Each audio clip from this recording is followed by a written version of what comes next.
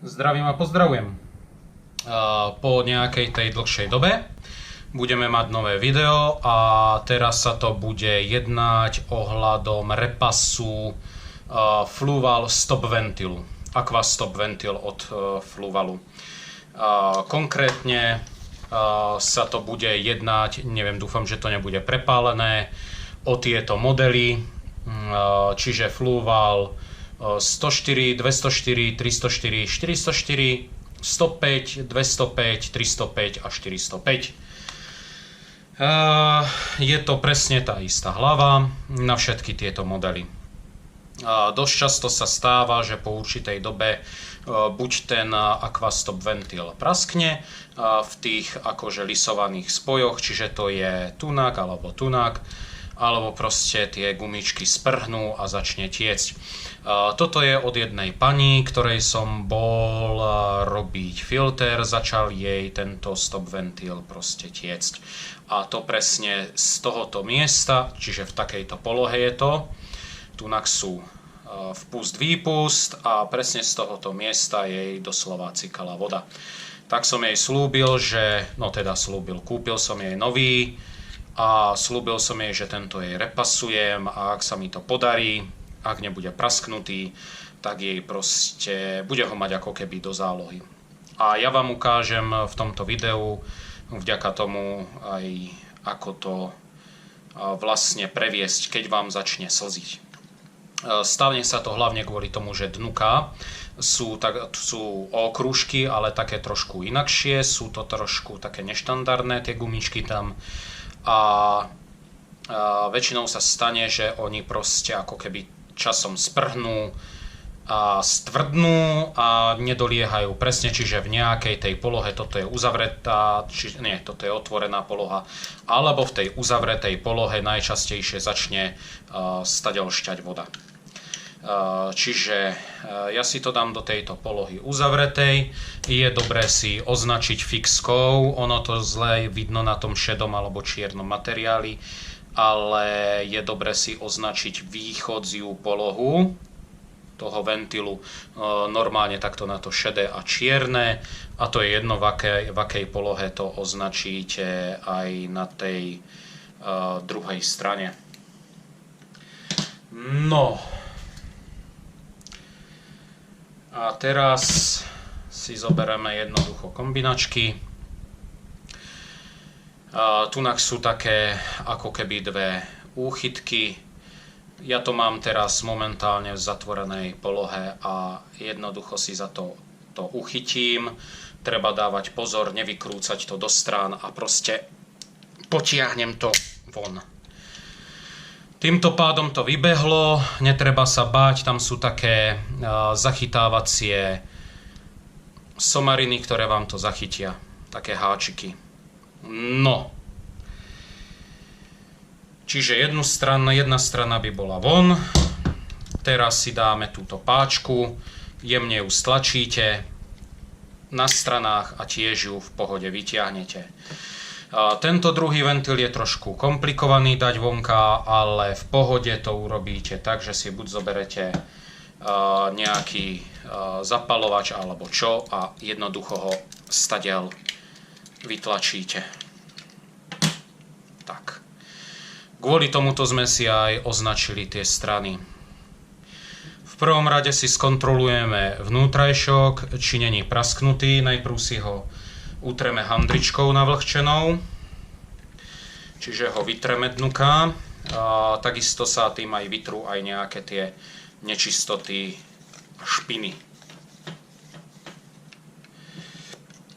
No a teraz si pekne prstom treba prejsť dnuka, či necítite niečo také ako niečo chrablavé alebo podobne. No na tejto strane je to ok, ale na tejto cítim tunak hore ako keby prasklinku. Ale očami ju nevidím. No ale skúsime. Skúsime, čo to urobí. No a hovoril som, že je to neštandardný okružok, lebo on není klasický okružok, ale je, ako vidíte, prepojený.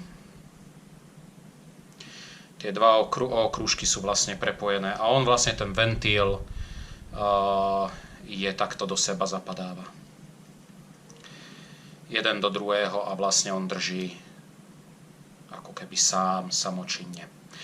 No a ideme ho sa pokúsiť repasnúť. Suchou, relatívne suchou handrou očistíme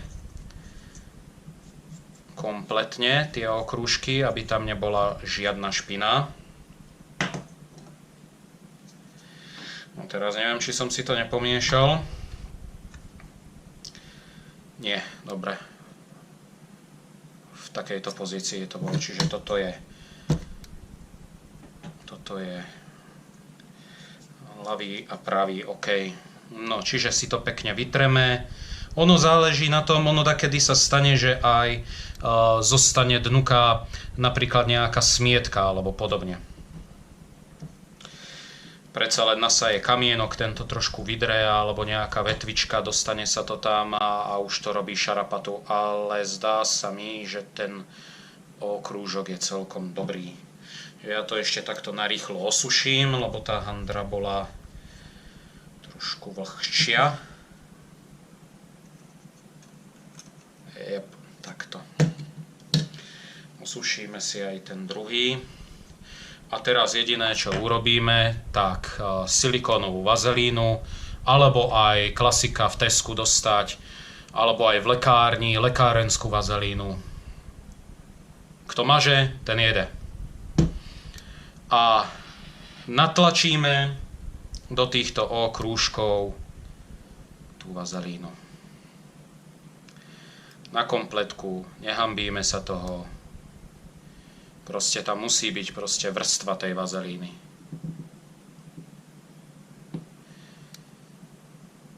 Hlavne keď spozorujete, že už vám začína tiecť, tak treba to urobiť hneď v prvoti. Naozaj takedy je tam len zaseknutý kamienok a stačí to len takto pretreť, natlačiť tam pomedzi tú vazelínu a máte na roky rokúce, proste ďalšie roky proste máte pokoj. Ale samozrejme nedá sa to robiť non-stop, ten ventil má samozrejme svoje limity a tie uška, tie úchopné uška, tieto tu, sa postupne vyšklbú, takže ono sa to nedá do nekonečna prevádzať takéto opravy. Čiže ja som ho už namazal, uchopím si ho, to je ten ľavý a podľa označenia ho znova zatlačím dnu. Netreba sa báť, hej, keď vám, teraz moc ďaleko, keď vám moc zajde, netreba sa toho báť, netreba sa báť, aj keď vám trošku viacej vyjde vonka tej vazelíny, akože to není to na škodu.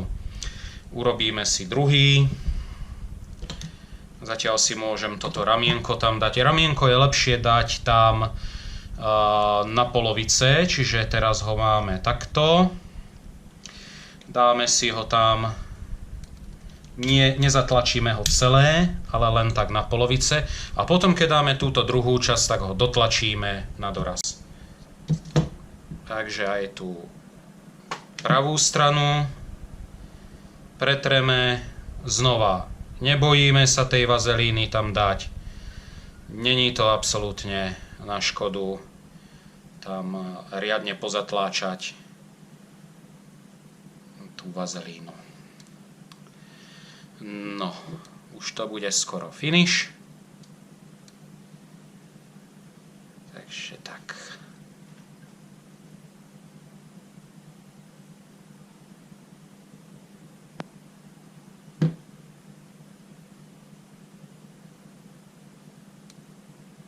No. Hlavne sa toho nebojte. Není to nič komplikované. A hlavne vám to ušetrí nejaké tie peniažky, ak nemáte zrovna na nový ventil, tak samozrejme vám to zachráni dosť veľa dosť veľa roboty, keď budete, náhodou vám to prepustí a budete musieť susedom malovať, takže není to na škodu. No, a teraz si to pozrieme, ako zase je tento. Čiže ja to mám označené čiarkami sem a netreba sa báť, proste on tam cvakne jeden do druhého. Hotovo. Trošku ho vyštelujeme, zbytok vazelíny otreme a toto rameno máme vysunuté, čiže ho ešte zacvakneme späť. Počuli ste cvaknutie, pretreme ešte raz a aby ste mali istotu, tak že je vlastne zacvaknuté, tak tunák sú vlastne, neviem, či to bude dobre vidno, dúfam, že to bude vidno. Tunák sú vlastne tie dve časti, toto je ľavá, toto je tá pravá časť a medzi nimi je ten spoj. Ten spoj proste musí byť natesno k sebe. Keď je natesno k sebe, není čo riešiť, je to spojené. No, ventil ide krásne ľahúčko.